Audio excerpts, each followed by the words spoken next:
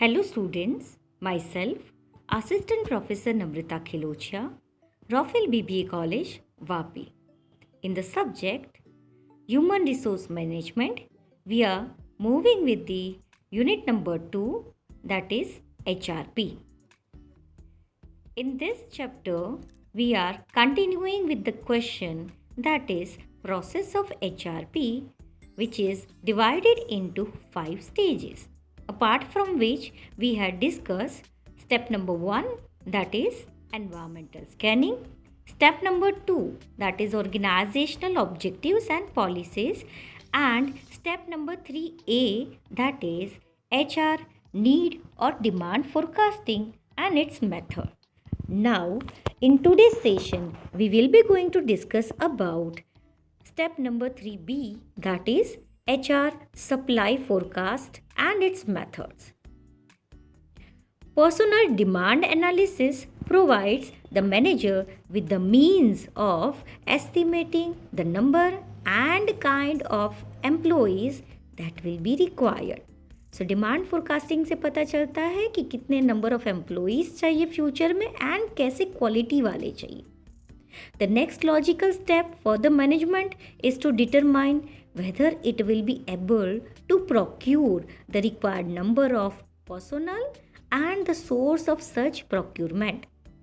The next one step आता है that is supply forecast, जहाँ से हम जो number of employees required decide किया था डिमांड फोरकास्ट में, वो कहाँ से लेकर आएंगे और उसके मेजर सोर्सेस क्या रहेंगे.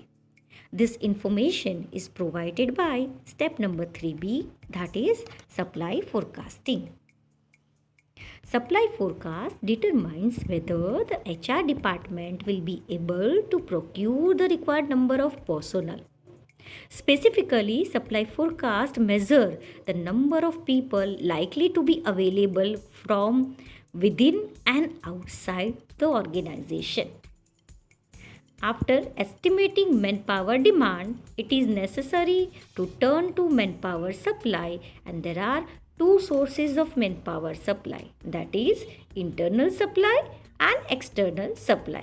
So let us continue with the discussion of first one, internal supply.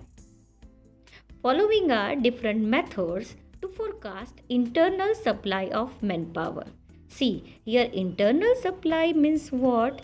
The employees are available within the organization, and by using transfer, promotion and demotion, we are going to fill up the vacancies within the organization. That's why this source is called as internal supply. There are major 4 methods under internal supply. The first one, that is management inventory.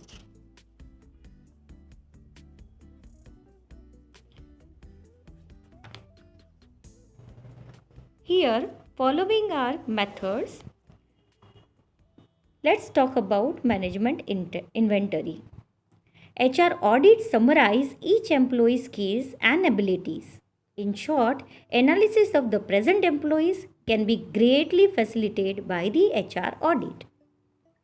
The audits of the manager are called management inventories, whereas the audit of the non-manager personnel called skill inventories. Management inventories include following data of the managers. The first one, that is work history, strength, weaknesses. Here, weaknesses, that is identification of the specific training program needs to remove the weaknesses of managers. Then, promotional potential, career goals, personal data, number and type of employee supervised, total budget managed, and previous management duties. These are major data collected regarding the managers. Inventories of the human resources are generally computerized and updated periodically. Updating is done at least once in 2 years. Before updating, employees are encouraged to report major changes, if any, in their careers, so as acquisition of new skills, completion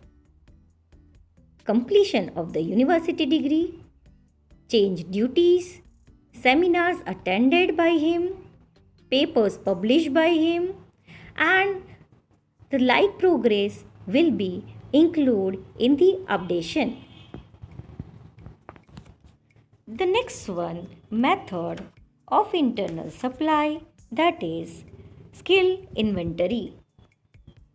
Skill inventories consolidate information about non-managers as we had discussed earlier. Because the information from skill inventories is used as input into transfer and promotion decision. They should contain information about each employee's current job. And mainly 7 broad categories of this information are included in each skill inventory. These 7 categories need to collect by HR managers, and these 7 categories are: first, personal data like age, gender, and marital status of the employee. Second, skill. It includes educational, job experience, and training. Third one, special qualification. It includes membership in the professional bodies and special achievements if any. Fourth one, salary and job history. It includes present and past salary, dates of pay raises, and various jobs held by the employee. The fifth one, company data. It includes benefit plan data, retirement information, and seniority of the employee. Sixth one, that is capacity of individual.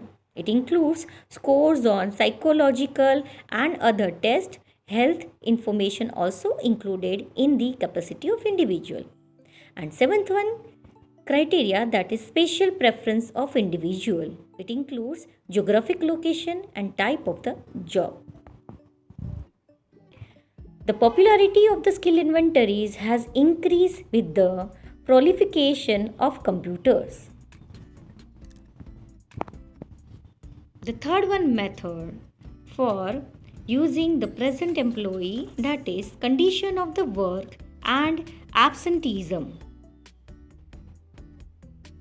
Changes in the condition of work such as normal weekly working hours, overtime policies, the length and timing of holidays, retirement policy, the policy for employing part-times, and shift system need to be assessed.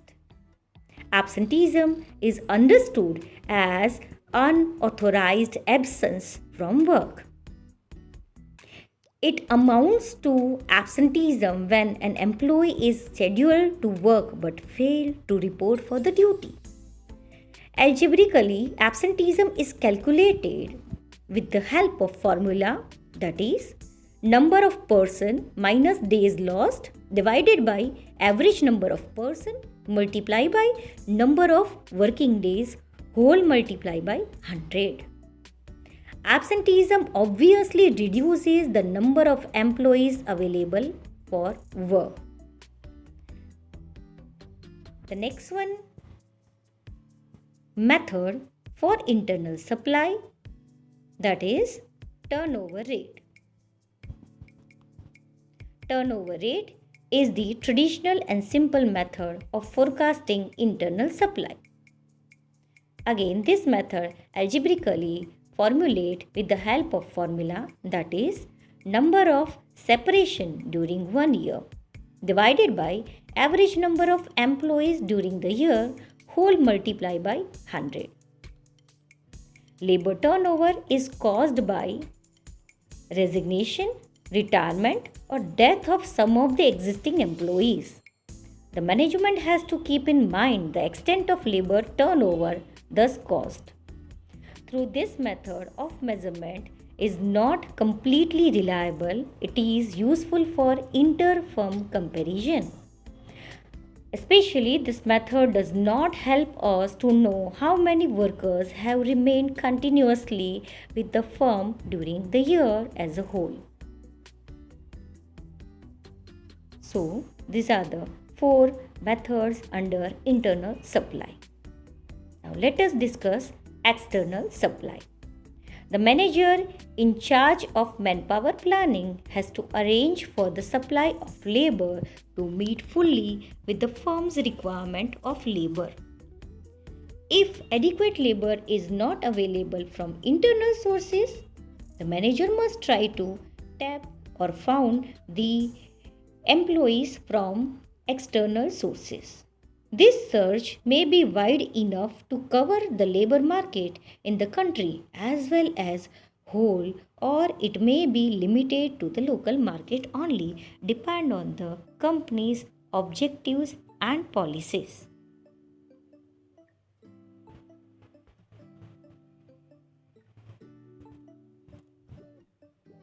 Then after step number 4, that is HR programming.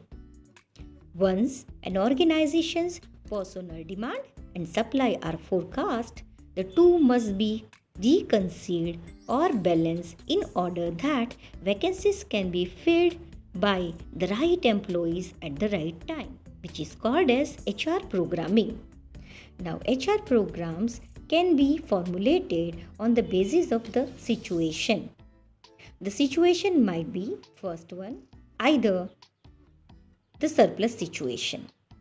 Surplus means what? If the employees are available, that is higher than what is required, then that is called as surplus.